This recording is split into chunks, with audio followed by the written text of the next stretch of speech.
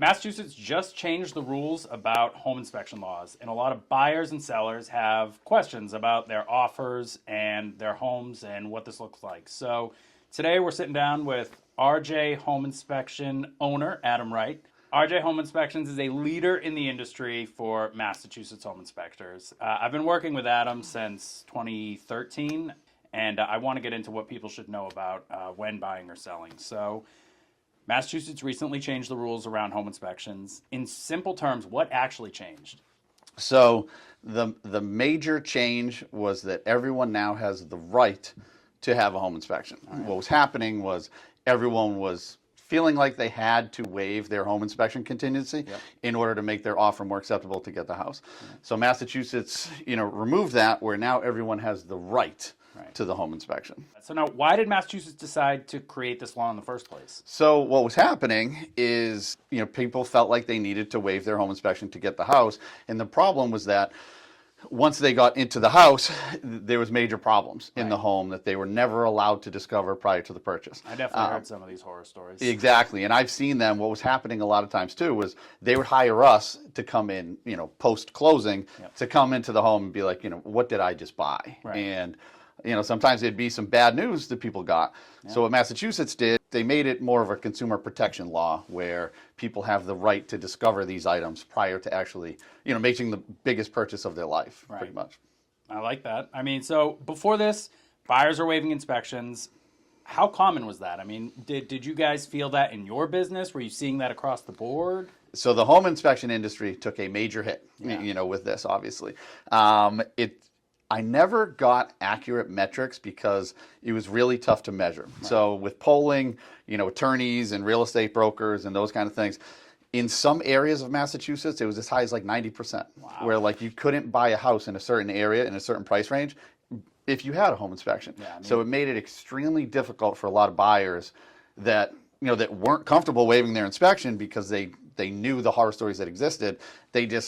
They weren't even really able to buy in that atmosphere. We saw a lot of that. I mean, it kind of became the norm for a while there during the COVID surge, and it was tough, particularly for first-time home buyers. I feel like they got hit the hardest.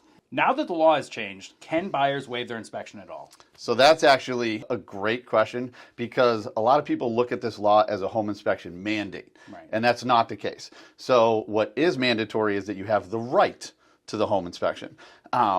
You can't put it into your offer that you're going to waive the inspection, but once you have an accepted offer, it's your option. Do you want the home inspection or do you not? If someone doesn't want to spend the money on the home inspection, or if they don't see the value, or if they're a contractor that's just going to flip it or something like that, they're not required to get a home inspection. Right. It just cannot be in the offer. Right. It cannot be in the offer. All right. So now how does this change the way that buyers approach making offers? Within this law, they did still give you a couple areas where you have room for negotiation. There's three major areas where you can still do this. One is you can put an aggregate for negotiations in it. So you can say, we're not going to negotiate anything less than X amount of dollars, right? Another option that you have is your contingency window that you can, negotiate. So you could, what's the standard? 7 to 10 days. Right. So if you wanted to be more competitive and you already have your home inspection booked, or you can shrink that window to make it, a little bit more appealing. And the third one is that you can put how much of your deposit is refundable if you exit the transaction. Right. So meaning, you put X amount of dollars down. You could even say, all of my deposit will stay if I walk away, where it always used to just be. You make that deposit hard. Right, exactly. We're definitely seeing that, and we're seeing a lot of, even agents struggle with these new laws and how to structure their offers and structure their deals in a way that's conveying, what the buyer really wants to convey, and just kind of understanding what these terms mean and how to play around with it. The thing that you have to be careful with as an agent or even sellers accepting this offer is because there's a major part of this law where you don't want to fall under where if you, quote, render the home inspection meaningless. Okay. So if you put, let's say that aggregate for negotiations, let's say you put that way too high, does that render the home inspection meaningless? Those, concrete terms haven't really been defined yet. It's a gray area. So you just have to be very careful that you don't fall under that realm where you could then be held liable. So like the contingency window. If you just put 1 day, does that render it meaningless? Right. I mean, Who's a lot to would say? say yes. Right. Yeah. An attorney. An attorney, Right. yeah. And there's no case law on that yet because it's such a new law. Yeah. So you don't want to be, the person creating that case law. Totally. Pretty much. Let's be careful with these offers. Right. So now, does this law make it easier or harder for buyers to compete in multiple offer situations? So I would generally refer this to real estate agents, Right. for this question. But in my opinion, I think it makes it easier to compete. The people that weren't able to compete in certain situations because they weren't willing to waive, those kind of things, now can throw their hat in the ring with an offer. Yeah. Personally, I think a positive of this too, if you're selling your home, is now for these people to make their offer much more appealing, they just have to go to a higher number now. Right. So, I mean, I guess we'll see Right. how it affects the market, but I think there are positives that come out even from selling your house. Totally. So from a seller's perspective, I want to shift a little bit. How should sellers prepare their homes differently now? So sellers, for a while, if someone was doing a flip or if someone was selling their home, I feel like they were kind of capitalizing on the market, knowing that they probably wouldn't get a home inspection or negotiations. You could get away with a lot. Right. And now that's not quite the case because of the consumer protection, side of this. So you need to prepare your home, knowing that it will be inspected and any major defects are probably going to come up. Some people advocate for doing a pre-listing inspection, so giving you guys a call before they put their house on the market, having you come in and run down exactly what needs to be done, and then either share that report with the buyers or address what needs to be addressed. Should sellers consider doing a pre-inspection before listing? That's a great question that I get all the time, and I'd say there's a realm, and it depends on the house and depends on the seller. Right. A couple things to be aware of is if you get a full inspection prior to listing, and you have this whole list of everything in it, what happens if you share that with your realtor?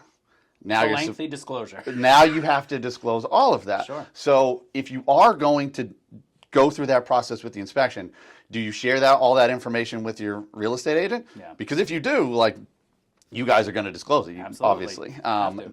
The thing that I see a lot of people doing is that they'll do like a homeowner's consultation where there's not a full report, there's no paperwork, and then the real estate agent isn't really involved. But what it does is it gives the homeowner a chance to discover any major items and then make that decision of, what do I want to discuss with my realtor? What do I want to fix? What do I want to disclose? Or what do I just leave and see what happens? To be expected in that price point for certain things. Exactly. But seller consultation is a great option, I think, for people who kind of want to avoid any big surprises midway through the transaction, get a good sense without, overexposing themselves and devaluing the property, right? Right, because a lot of sellers, I know a lot of people selling their house that they haven't even been in their attic for 10 years. They haven't been in their basement, in certain corners of the basement in 10 years. Right. So it does give you that chance to kind of discover any major items that you just don't know about. Yep. So, I mean, let's dive in on this a little bit. What are the 3 most common issues that you find during home inspections in Massachusetts? It's kind of a loaded question, but Sure. One would be anything related to water intrusion, and that can cause secondary issues all over the place. So that can be water intrusion into the basement, into the attic, through siding, into the walls. That causes major secondary problems that need to be addressed. The second is mechanical systems, whether they're plumbing, heating, electric, being beyond their intended life. Yep. A lot of sellers don't realize when they actually install those. Be like, oh, I'm pretty sure it's only like 5 years old. And then we discover it's actually 25 years old. Like that was a different system that you replaced. And that's a costly item. Big time. And the other thing would be, structural items. Yep. We have a lot of older homes here. A lot of houses built 100 plus years ago. Yep. They're not up to code. Don't expect them to be at code. But a lot of times there are structural issues that a new homeowner doesn't want to deal with walking into the home. Yeah, we definitely see that a lot. What's the most expensive surprise that you see buyers discover during home inspection? And I know you can't put a price on anything. Right, However, because home inspectors in Massachusetts don't give prices. Right. I would say those expensive surprises, I would go right down that list. Things related to water intrusion. That could be, which could then cause mold, which could need extensive remediation, plus solving the problem of water intrusion in the first place. Those major mechanical systems that are beyond their intended life, replacing a heating system is a very expensive item that you don't want to deal with right away. And those structural issues, again, if we find a structural issue, you should follow up with a contractor, because you call 3 different contractors, you're going to get 3 different scopes of work and prices. Totally. And some of those can be pretty extensive. So I would say structural would be number 3. Structural. All right. What are the issues that homeowners often ignore that turn into bigger problems down the line? I would say, and it's not necessarily that they know about them and they ignore them, it's the unknown. Right. So like, for example, this time of year going into the spring is a great time to kind of reassess these things. Yeah. Snow is melting. Is there water getting into the basement that you're just not aware of? Right. Is there water sneaking into the attic? Those kind of things. I would say if there's a small water leak somewhere and it's ignored, that's going to expand and it's going to become an extensive repair over time. So you want to constantly evaluate your home for those things to make sure that it doesn't expand into a major problem. So, I mean, if you could give one piece of advice to buyers and sellers about inspections, what would it be? Biggest advice to buyers is don't expect the house to be a perfect home. There's no such thing. Have not found one yet. Expect to be a little overwhelmed with the home inspection process, because our job, remember, is to create a list of every defect that we see. That can be overwhelming to a buyer. Houses that are in very good shape still have that list. Right. So have some perspective, be prepared to be a little overwhelmed, and expect some things to come up. Don't be scared of that. That's why you hired us, to find these, and ask a lot of questions so that you can get real world perspective on any of the things that we find. What's something that buyers worry about often during an inspection that isn't the biggest of deals? I would say they're expecting the house to be perfect, right? So, the little things that come up, such as, a missing faceplate. It could be a safety hazard, and it does need to be addressed, but how much is a faceplate at Home Depot? $2 kind of thing. So I would say just have some perspective. Just because something is in red in the report, because it's a safety hazard, it doesn't mean that it's a costly issue. Right. One thing that comes up a lot that I see are foundation cracks, and I know that that's something that people really need to know what they're talking about. There are some really, really bad cracks, and then there's some kind of standard settling cracks that you're going to see in everything. So I think it's important when you guys come in to get a scope of how serious an issue is. Yeah. So foundation cracks definitely fall into that category. Yeah. So if you have a poured concrete foundation, 95+% of the time there's some sort of crack in it, and it's generally just a normal settling or shrinking crack, and it's not a structural issue at all. I can give a quick rundown of the cracks that I would worry about. So if you see that vertical crack, the categories that would really warrant a follow-up would be if it's vertical, that means your wall's folding in half. That's a problem. If it's offset, like if it's shifting, that's some abnormal settling of the foundation. That's something to follow up with. If you can stick your finger in it, then that's too big of a crack. Or if it's like spider webbing off and it could fall into that crumbling foundation issue, any of those are something that warrants a follow-up with a structural engineer. If it's just a normal vertical crack, there's no evidence of water intrusion through it, even if it goes all the way top to bottom and all the way through, it's not a major structural defect. So this is why you got to call Adam, right? He's going to point these things out. Now I want to kind of look at the other side of that coin. What's an issue that maybe seems really small but turns out to be really expensive down the line? I would go back to unknown and ignored water intrusion issues. So if you find something, in the attic, and when I say water intrusion, that could be any type of moisture, right? So that could be poor ventilation in the attic, something that's super easy to fix, something that's very simple, but it can lead to, mold remediation, which can be, costly. It can lead into structural damage. So you really want to stay on top of any type of water intrusion or moisture issue inside the home. I'd say check your attics. I'd say mold in the attic is probably the number one thing that deals fall apart over that sellers don't even realize is going on. And I'm always saddened when a deal falls apart because, I'm a contractor as well. And every issue can be fixed. So just because we find mold, Mold is a very scary word to a lot of people. Suspected microbial growth. Right. So because this isn't a home inspection, I can call it mold, right? Kidding. But, when you find suspected microbial growth, and we recommend a follow-up, all of that can be fixed and can be addressed. Right. So there's a method to do it and a prevention from it coming back. You shouldn't be too scared of that. Yeah. Just take care of it. It's good to know. Always work with a professional who knows what they're doing. I cannot stress that enough.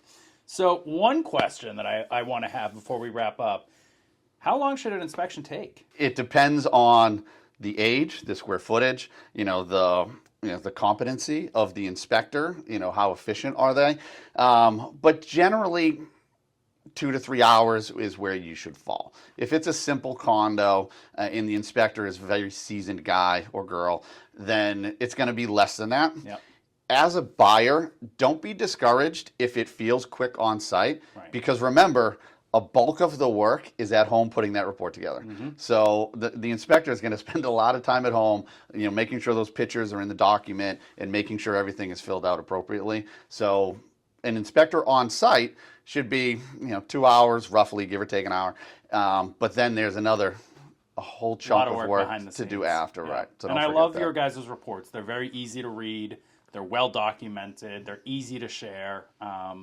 The way the sections are broken up is just, the report is, how many pages? 80, 90? It's funny because I haven't actually printed one. Yeah. Because ours are interactive where you can compartmentalize and make little repair lists. And we try to focus on how the reader / the client will be able to read it. And we try to make it as easy as possible to navigate through that so that it all makes sense to them. Adam, thank you for your time today. Thanks for having me. Always happy to be a part of anything that you guys do. Love it. All right, man. Thank you.